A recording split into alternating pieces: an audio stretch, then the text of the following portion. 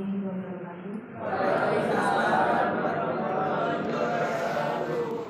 Yang terhormat Bu Kepala Sekolah SMP Negeri 2 Tegal, Bu Uti. Yang saya hormati Ibu Bapak Komite SMP Negeri 2 Tegal. Yang saya hormati Bapak Ibu Guru rekan sejawat. Yang saya cintai dan selalu saya banggakan, anak-anak SMP Negeri 2 Tegal yang ini diwakili oleh anak-anak OSIS periode 2024-2030. Pangapunten Bu, saya cuma mungkin bukan narasumber karena masih banyak yang lebih hebat dari saya.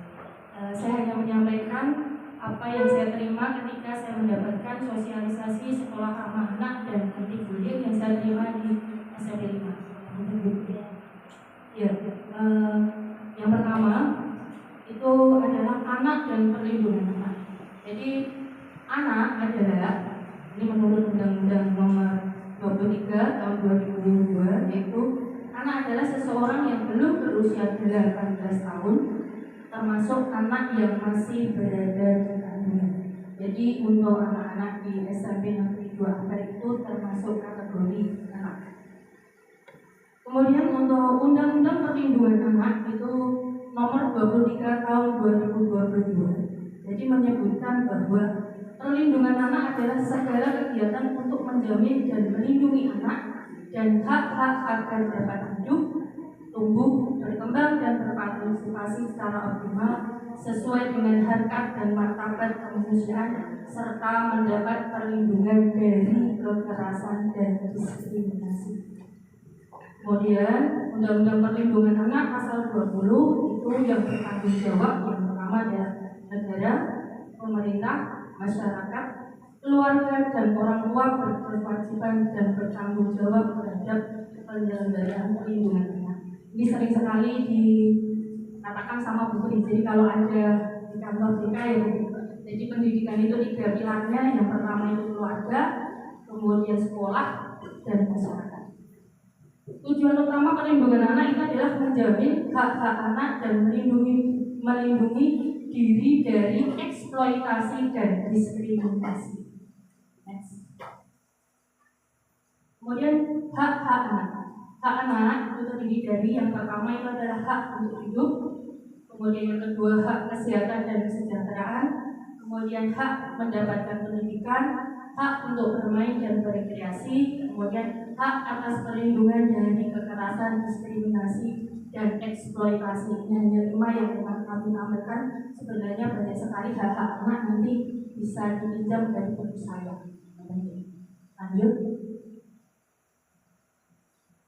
Nah ini, jadi pengertian sekolah ramah anak. Maaf Pak Joko, bukan sekolah mamah anak nih. Nanti kalau saya menyampaikan jadinya sekolah mamah anak katanya saya. Jadi bukan. Meskipun saya tidak mamah, tetap dia dikatakan mamah. Jadi sekolah ramah anak. Jadi sekolah ramah anak itu adalah sekolah yang memastikan pemenuhan hak-hak anak, memberikan perlindungan dan mengutamakan kepentingan terbaik bagi anak. Kemudian tujuannya yang pertama itu adalah menjamin keamanan fisik, emosional dan sosial anak. Kemudian menciptakan suasana pembelajaran yang nyaman dan inklusif. Kemudian yang ketiga, mendukung tumbuh kembang anak secara optimal. Di SMP Negeri 2 Ampel sudah termasuk sekolah ramah anak, Bapak Ibu Komite, karena kami menampung semua anak. Meskipun ada di kelas 7 itu ada beberapa anak yang berkebutuhan khusus, terutama untuk pendengaran. Tetapi alhamdulillah mereka dengan menggunakan alat bantu itu sudah dapat mengikuti. Next. Kemudian prinsip-prinsip dasar sekolah ramah anak, yang pertama itu non-diskriminasi. Saya yakin sudah ya. Jadi kalau non-diskriminasi itu semua anak dapat diterima di SMP Negeri 2 Ampel. Kemudian kepentingan terbaiknya adalah kepentingan terbaik bagi anak. Jelas itu sudah Bapak Ibu Guru sudah seperti itu. Kemudian menghormati pandangan anak. Kemudian hak untuk hidup, kelangsungan hidup dan perkembangan, termasuk kegiatan pembelajaran baik itu di populernya sama ekstranya itu sudah menampung kepentingan-kepentingan berikut ini. Sebenarnya lebih banyak, tapi kita tampilkan 4 saja berikutnya. Nah, ini berikutnya adalah bullying. Ini pengertian dan jenis bullying. Mohon anak-anak perhatikan ya. Jadi bullying itu adalah perilaku agresif yang dilakukan secara sengaja dan berulang untuk menyakiti orang lain baik secara fisik maupun emosional. Jadi pelakunya agresif. Sebenarnya kalau tidak agresif tapi merasa tidak menyenangkan atau membuat orang tidak nyaman itu juga termasuk bullying. TKE model majalah tapi flora dan fauna. Itu kan sebenarnya menyakitkan. Cuma mau memperlihatkan fisikmu kok lebih dari yang lain. Jadi tidak agresif sebenarnya, tetapi arah-arahnya sudah ada pembulian. Mohon Bapak Ibu guru mencermati dan tidak sengaja. Oke, kemudian ya, jadi jenis bullying itu yang pertama ada fisik. Fisik itu termasuk memukul, mendorong, mencubit. Ya, ini anak-anak ya. Biasanya kalau bercanda ini secara berlebihan, kadang-kadang ada yang sampai mendorong, kemarin ada yang sampai tidak terima aku hantam ya. Kemudian terbang, ejekan hinaan. Ya, ini sering contohnya majalah flora fauna. Adanya lebih dari yang lain. Kemudian guru mamah anak, nah itu juga termasuk anak-anak yang besar. Terima kasih. Kemudian sosial, ada kemunculan, kemudian penyebaran rumor. Saya kira di anak-anak ini sering sekali kemunculan, kadang-kadang ada temannya dipanggil BK itu, jadi anak itu kadang takut karena itu. Setelah dipanggil BK itu anaknya menjauh, sudah bertanya. Padahal mereka BK itu hanya curhat, bukan dipanggil. Kemudian berikutnya online cyberbullying. Beberapa kali misalnya ada yang menyebar video yang tidak senonoh, kemudian gambar-gambar yang tidak senonoh, atau tayangan-tayangan yang tidak semestinya. Berikutnya, kemudian bullying itu bisa berdampak kepada anak. Yang pertama dampak emosional, itu yang sudah kita tangani di BK,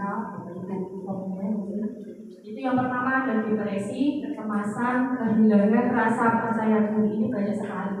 Anak-anak yang biasanya punya postur tubuh lebih dari temannya itu kadang-kadang kurang percaya diri karena anak-anak sekarang itu lebih mementingkan fisik. Yang penting kalau glowing, kecil, tinggi, langsing itu luar biasa. Kalau yang tinggi, badannya agak besar, itu bukannya dibilangnya kemarin ada yang apa begitu?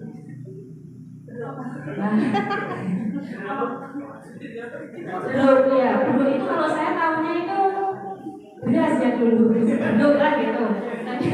Dulu itu ada tanggapan tertentu dan ternyata itu berdampak sangat anak menjadi tidak percaya diri karena dipanggil dulu sama temannya. Oke. Kemudian dampak fisik itu ada gangguan tidur, sakit kepala, gangguan makan.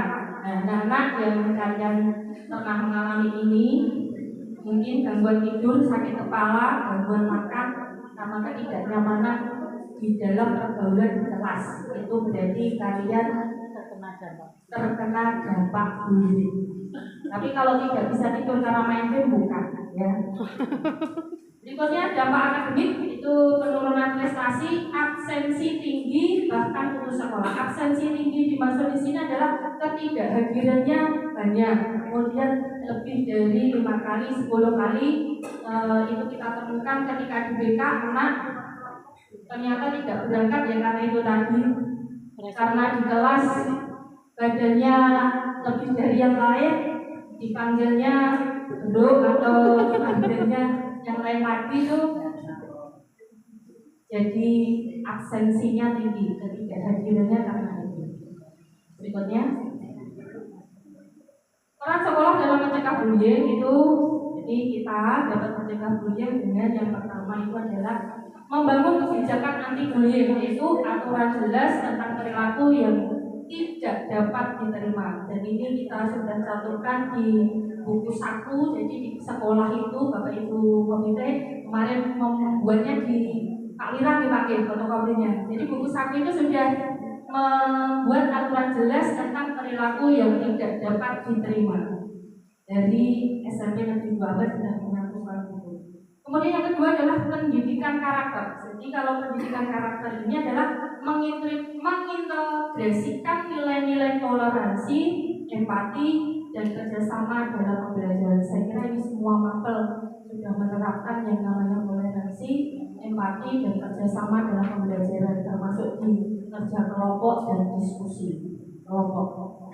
Berikutnya, pelaporan yang aman, yaitu menyediakan mekanisme aman bagi siswa untuk melaporkan bullying. Jadi anak-anak silakan nanti OSIS disosialisasikan. Jadi kalau ada pembulian itu bisa melaporkan yang pertama ke wali kelas, kemudian bisa ke guru BK.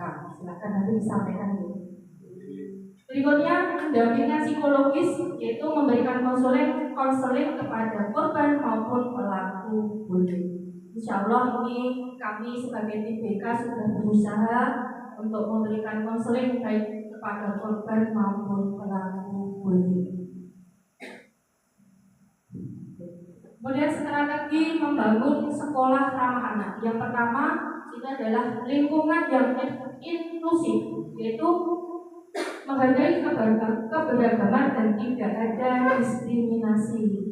Jelas itu karena kita terdiri dari berbagai agama, kemudian ada beberapa anak yang berkebutuhan khusus, kemudian nyaman belajar di SMP Negeri 2. Berikutnya yang kedua yaitu keterlibatan siswa, memberikan ruang kepada siswa untuk berpartisipasi aktif dalam kegiatan sekolah. Ini baik di pembelajaran maupun di kegiatan ekstrakurikuler sudah kami lakukan. Kemudian yang ketiga adalah pelatihan guru dan staf, yaitu membekali guru dengan kemampuan mendeteksi dan menangani bullying. Jadi kalau Pak Mukti Menteri yang baru itu kan akan memberikan pendidikan bimbingan konseling kepada guru mata pelajaran. Nanti mohon doanya. Oh ya, mesti bimbing lagi ya, jadi bukan hanya mama guru.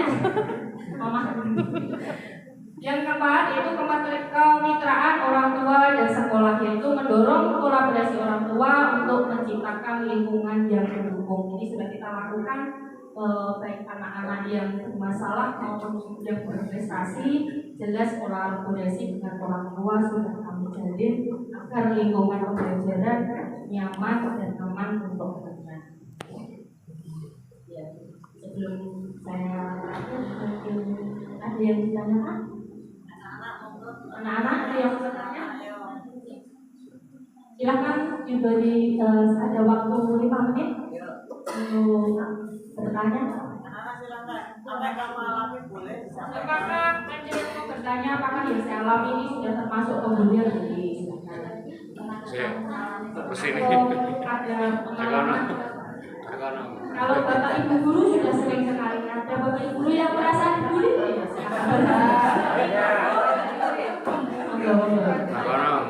Ada yang ditanyakan tidak, anak-anak? Sudah jelas?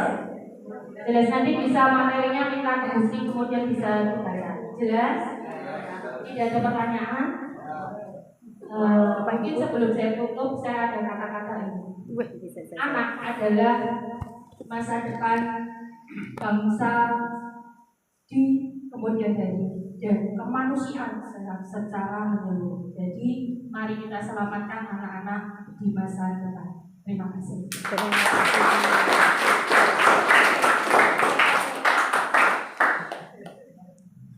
Mari mewujudkan sekolah ramah anak yang aman, nyaman, dan bebas dari pembulian demi masa depan cerah anak-anak kita. Oke.